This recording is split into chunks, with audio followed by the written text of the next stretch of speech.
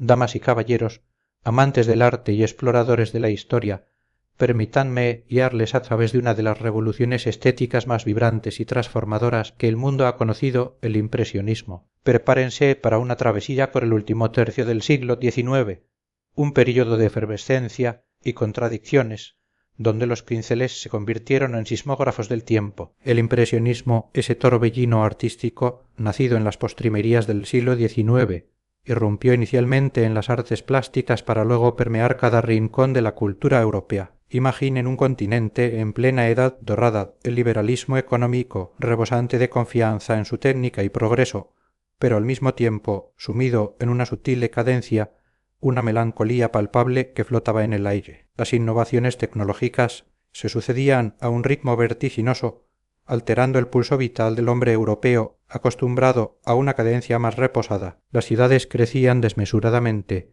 concentrando la cultura y la vida en un hervidero de excitabilidad y nerviosismo que se expresaría, paradójicamente, en el arte. Es en este sentir de velocidad y cambio donde el impresionismo halló su voz más auténtica, como lo describe Arnold Hauser. Es, en esencia, un arte eminentemente ciudadano, un reflejo de la vida urbana fugaz y vertiginosa. Pero más allá del contexto social, el impresionismo representa la culminación estética de una larga aventura occidental que arrancó en el siglo XIII. La burguesía, con su dinamismo incesante, había ido desmantelando el universo estático y teológico medieval, empujando la concepción del mundo hacia una movilidad extrema. El arte, como siempre, capturó esta transformación. Lo estático pereció, cediendo su lugar a lo movedizo, a la pura fluidez de la existencia. Los impresionistas no anhelaban retratar gestos inmutables o situaciones eternas, sino el incansable proceso de aparición y desaparición que afecta a todos los seres. En este sentido, marca el último gran paso de la pintura figurativa occidental. Si el Renacimiento había asentado la primera piedra de la pintura subjetiva, aquella que representa lo que un hombre ve y desde dónde lo ve, con la perspectiva como su gran hallazgo espacial, el impresionismo desvela un secreto aún más profundo, la momentaneidad de la impresión óptica, la precariedad de nuestras sensaciones y la relatividad de nuestras apreciaciones estéticas. Su genio reside en expresar esto. Para lograrlo, los impresionistas fusionaron la perspectiva geométrica renacentista, la composición clásica y la perspectiva aérea barroca con una sensibilidad inédita, adaptada a estas sensaciones efímeras. La máxima de Heráclito, nadie puede bañarse dos veces en el mismo río, se erige como el manifiesto no escrito del impresionismo. Lo que ve el pintor en un instante preciso, tal cual lo está viendo, es su única aspiración. Mientras el Renacimiento y el Barroco exploraron el espacio geométrico, el impresionismo se lanzó a la conquista del tiempo. Pensemos en la evolución. Los pintores románicos, siglos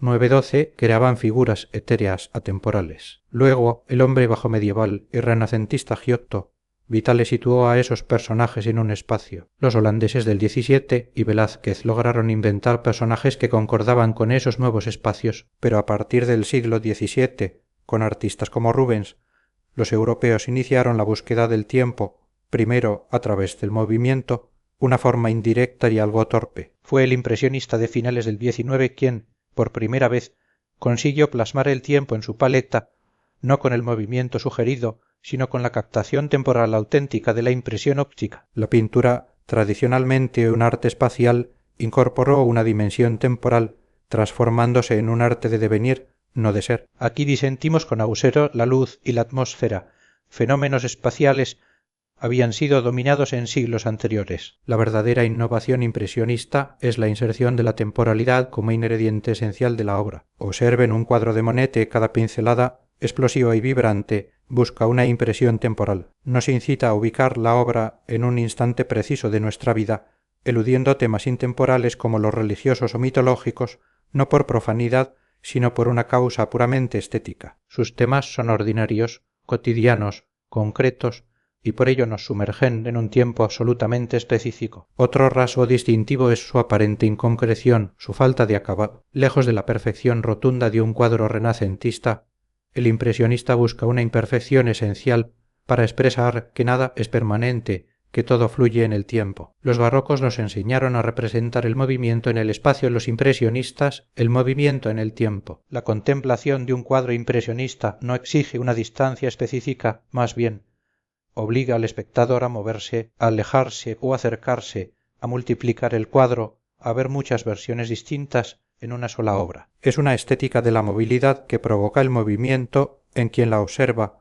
un desesperado intento por aprender un matiz perfecto que el artista deliberadamente omite. El impresionismo eligió una vía sencilla para expresar el tiempo, la negación de la perfección de contornos de la pintura anterior, una elección que resonó con la sensibilidad de la época. Este afán por captar el movimiento temporal, como sugiere Husserl, reflejaba un mundo de fenómenos en constante cambio, de transiciones imperceptibles, una continuidad donde todo se funde. Aunque nuestra narrativa se centra en la pintura y la escultura, es justo reconocer que el impresionismo tuvo derivaciones en la literatura. Proust es un claro ejemplo, la música y la arquitectura, constituyendo un fenómeno cultural complejo y trascendente. Las fases del impresionismo, una rebelión incomprendida. Conviene distinguir dos generaciones clave, la impresionista propiamente dicha, clásica y fundacional, y la neoimpresionista, reformadora y precursora del arte contemporáneo. Curiosamente, el público europeo recibió a los impresionistas con desdén, rechazando no solo a los artistas,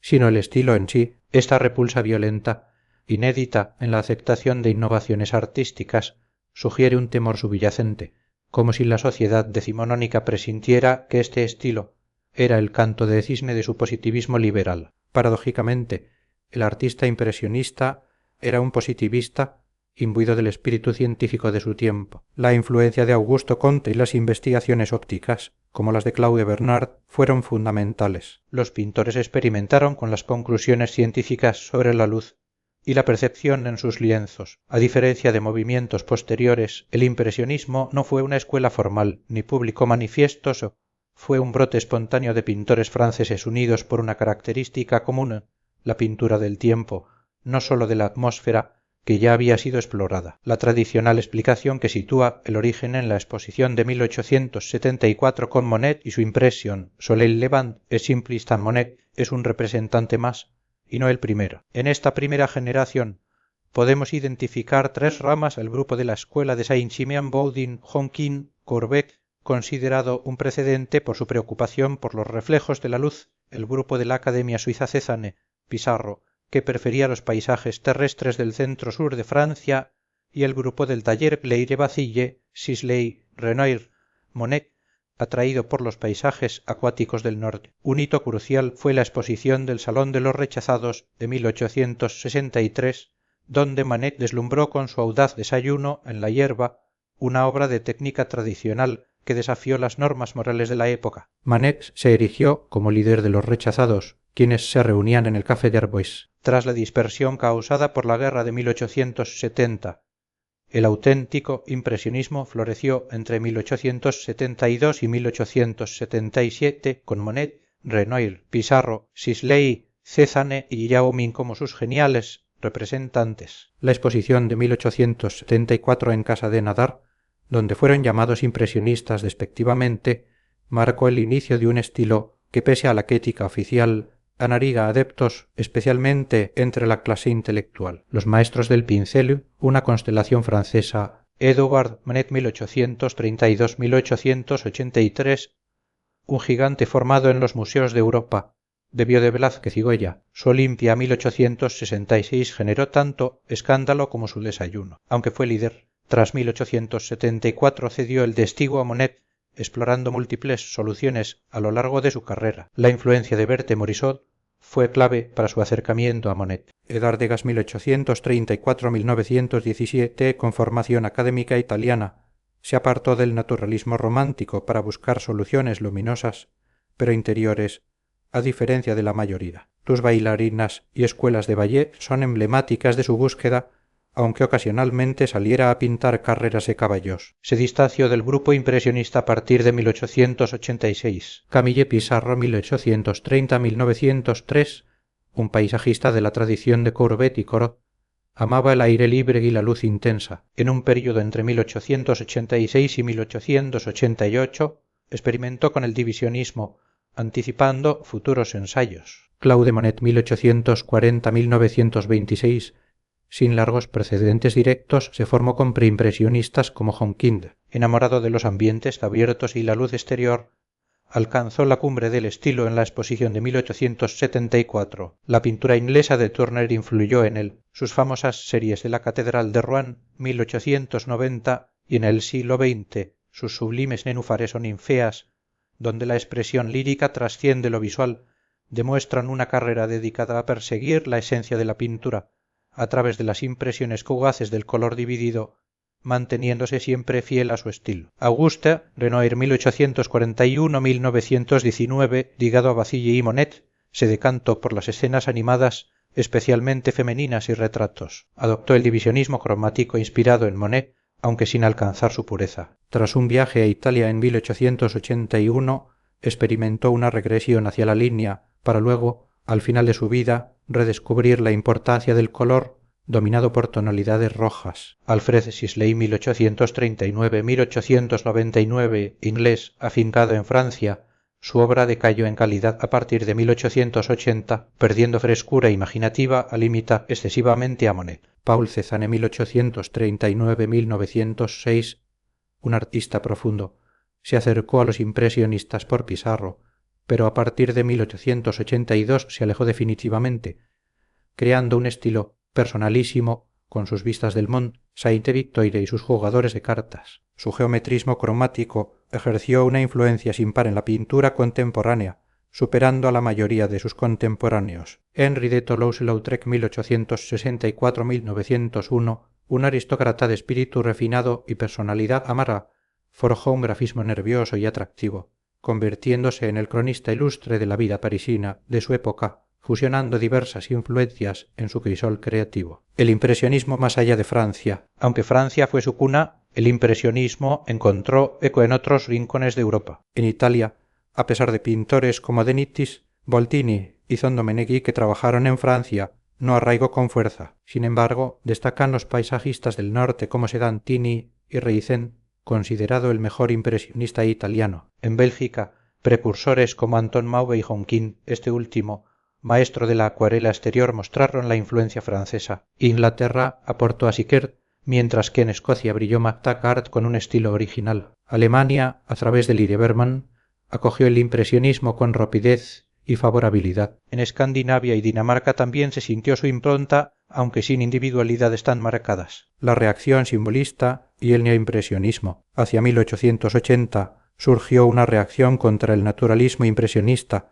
conocida como simbolismo. Nacido en la literatura, pronto encontró eco en la pintura. Artistas como Odilon Redon 1840-1916, amigo de Mallarmé, o Gustave Moreau 1826-1898, un idealista opuesto al tosco materialismo impresionista, así como Puvis de Chabannes y Carrillere, cultivaron un arte que, si bien se encajó en el desarrollo pictórico del momento, buscaba valores más allá de la mera impresión visual. Fuera de Francia, Klimt en Austria se erigió como un simbolista de gran envergadura. Sin embargo, el impresionismo enfrentaba un peligro. Su técnica, tan apta para la realidad subjetiva, podía volverse esclava de ella. Muchos, como Cézanne o Devas, se apartaron del impresionismo puro buscando soluciones más imaginativas. Otros, como Renoir, regresaron a la línea, mientras Toulouse-Lautrec concibió un impresionismo desvinculado de las nenúfares de Monet. La atmósfera se tornaba irrespirable. En este contexto emergió el neoimpresionismo,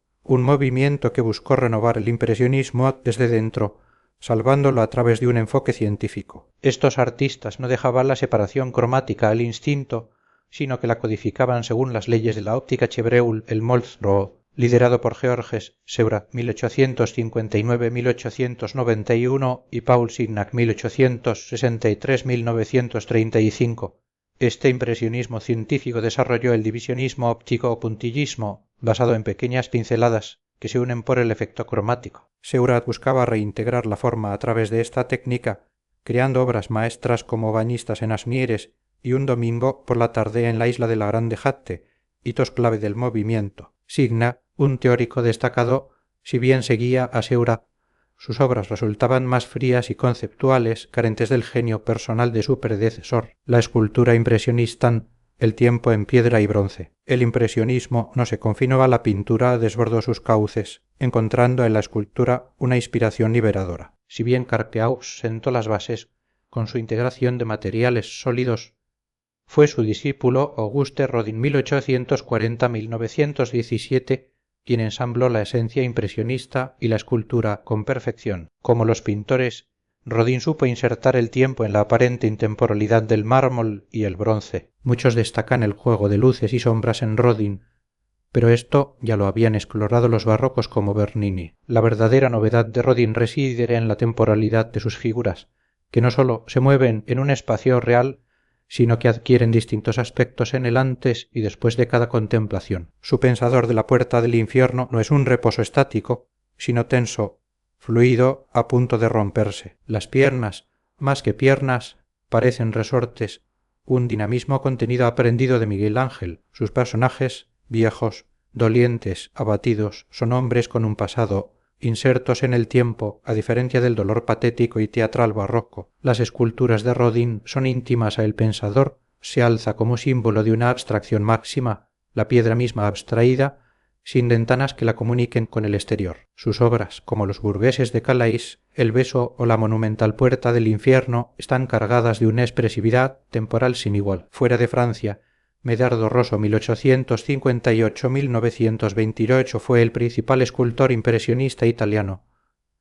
aunque su obra, si bien imaginativa, no alcanzó la altura de Rodin. Otros escultores como Constantino Meunier en Bélgica, Liger en Alemania, Strobl en Hungría, Carl Milles en Suecia o Gustavo Vigeland en Noruega, el Rodin noruego junto con G. Bernard de Nee.U. también exploraron esta nueva sensibilidad, cada uno a su manera. Así, el impresionismo se erige como un movimiento que desafió las convenciones, rompió con lo establecido y, sobre todo, nos enseñó a ver la realidad no como una entidad fija, sino como un perpetuo fluir, una secuencia de instantes luminosos y efímeros, capturados con la audacia y la sensibilidad de quienes se atrevieron a pintar el tiempo mismo, un legado inmarcesible que redefinió el arte y nuestra manera de percibir el mundo.